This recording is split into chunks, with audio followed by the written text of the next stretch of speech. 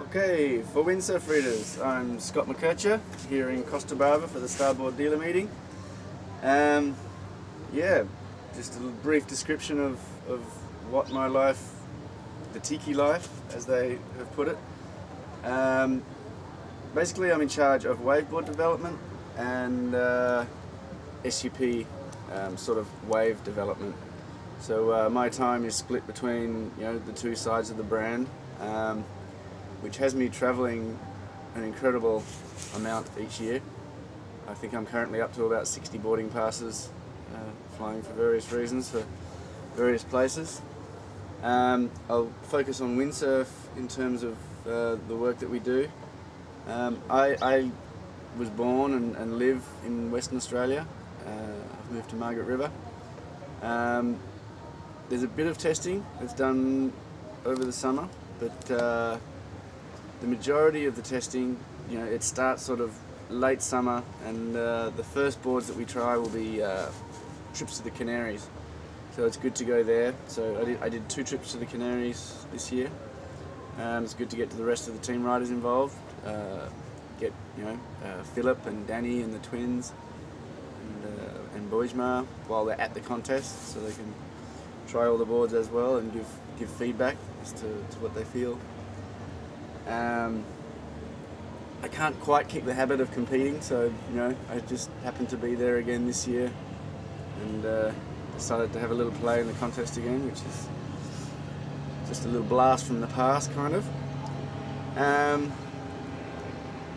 Yeah, there's no real standard day for me. Like one moment we're here in Costa Brava presenting the range.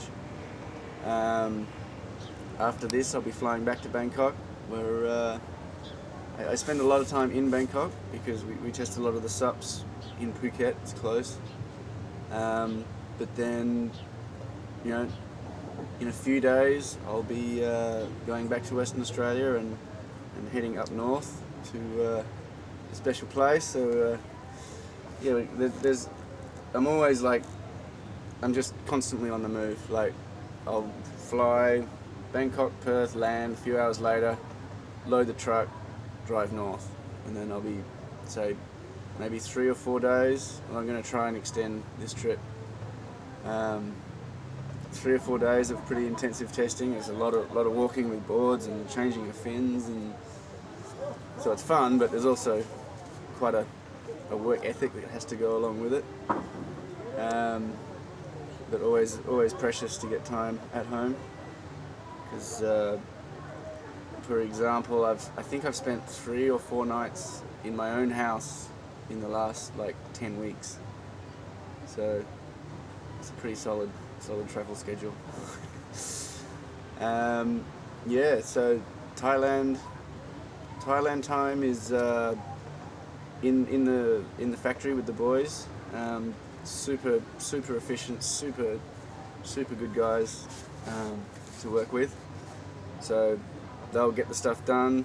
I sort of oversee the different sides of the factory between SUP and windsurf, and then when boards are ready, I'll be back to the airport and off again. Okay, pet project, the quad. It's come to a really nice stage of its evolution, I believe. As Timo said in the presentation, it's a board you can just jump on, and it's a no-brainer, no thinking board. It just works. You step on, it planes well. It's got a nice lively sensation for a quad. It's really up and about in the planing sensation. Very sure in its fins. You never lose the fins. And then turning. It's turning, doing a cutback and a jibe are 2 very similar things. So everyone knows how to jibe and the sensation you get from that. And a good jibing board generally is a good carving board. So when you set the board on rail and then you initiate the power through the fins, you want the board to bite, to redirect quickly, and accelerate through the turn. In a jibe, that's what you want, and then that's what you want in a cutback as well. And the quads are just really true every time. You can just throw it on the rail and it'll be very secure that it's going to set the rail, and then when you push, it's not going to blow the tail out. You know, it's got some grip and bite and drive through the turn. But then, you know, a good element of style is to go vertical, and I believe, and a lot of people believe. And there's a really good amount of, in a bottom turn, a lot of squirt to be able to project quickly vertically, which is another very positive thing about the quads. And then the other important thing in a board is it has to have an almost inbuilt reaction to the lip, which is, you know, when you're coming up, you're not trying to think about how the board's going to hit the lip. It's just a really fluid motion of like lip contact, power of the fins through the lip, the release.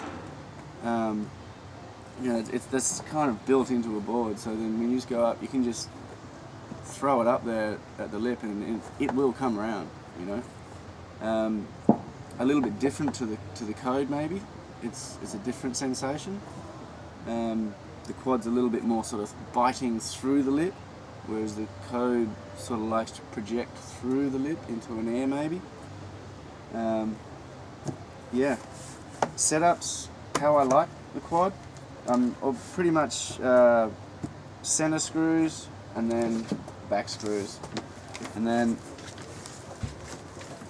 that's why your back foot is over the power source. You know, your strap is right in the guts of that power band of the quad, and the options, you know, the recommended placement of the fins is on the board, and that's, you know, I really do recommend to stay in these places. But say you wanted a little bit more of a skatey feeling, you wanted the fins to release a little better if you wanted to try tuckers or something like that, then you'd bring them that little, you know, 4 or 5 mil forward again.